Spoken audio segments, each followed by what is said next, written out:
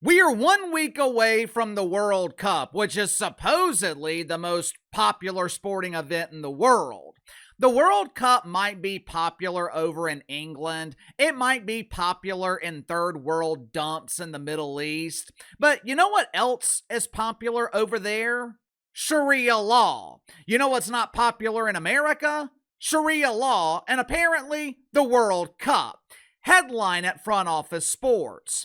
How will FIFA unload tens of thousands of World Cup tickets? Make sure to like and subscribe. You can follow me on Twitter at KC_BTL84. Link to the main channels in the description below. Right now, 1 week before the World Cup begins, FIFA is scrambling to sell tickets. Now, for some games, prices are crashing. According to Front Office Sports, prices for some games have dropped below $100 a ticket. Prices for group stage games are listed around $600, which is significantly lower than it was just a couple of weeks ago. FIFA is struggling so bad, they are now considering giveaways, whether it's giving tickets to corporate sponsors or giving tickets to Zoro Mamdani so he can sell them for $50 to local mosque in New York City. FIFA is doing everything they can to get these stadiums filled.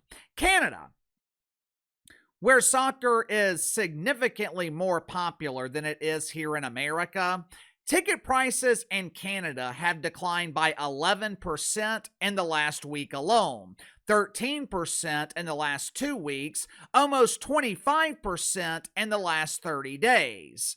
The question is why?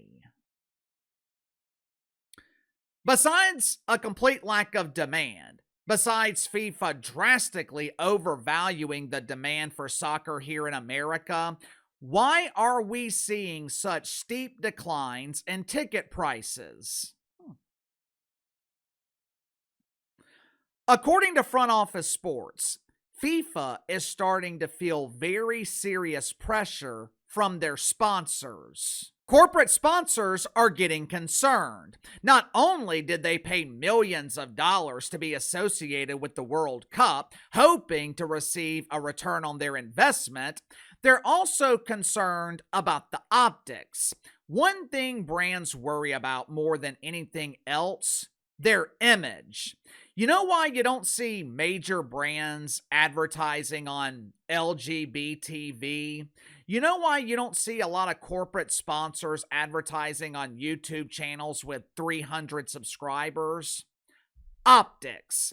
They don't want to be associated with other brands that could be perceived as failures. They don't want to waste their money on a product that no one is watching. According to Front Office Sports, sponsors for the World Cup, they are worried about half-filled stadiums. Like I told you guys earlier this week over on the main channel, from a financial perspective, FIFA's not worried about filling stadiums. If they sell half the tickets in a 60,000 seat stadium for $1,500 a piece, FIFA is generating $45 million in revenue on one game alone. They're not worried about repeat business because the World Cup will be played in another country in 2030. By the time they return to America 30 years from now, the struggles of this World Cup will be forgotten. But their sponsors are concerned about it. They don't want their brands to be associated with empty stadiums. They're worried about the optics. They don't want their brands to be associated with failure. At this point, it seems like FIFA has two options here. They can drastically reduce ticket prices, which could potentially be a cause for liability. People who paid thousands of dollars for tickets could demand refunds, or they could potentially sue FIFA. Now, would they win that lawsuit?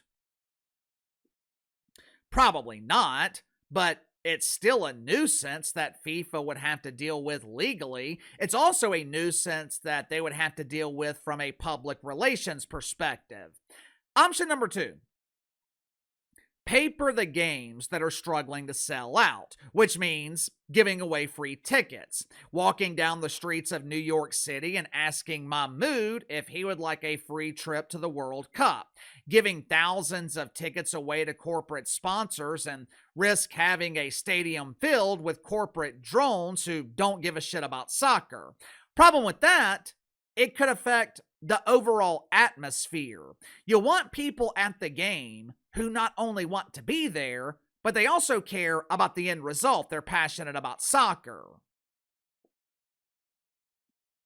In FIFA's defense, some of these economic conditions were out of their control. I mean, they couldn't have predicted a war in the Middle East. They couldn't have predicted gas selling for $5 a gallon. But even if the economy was strong, FIFA would still be struggling because they made the mistake of overvaluing themselves. Sound off in the comments below. I'll see you guys later on the main channel.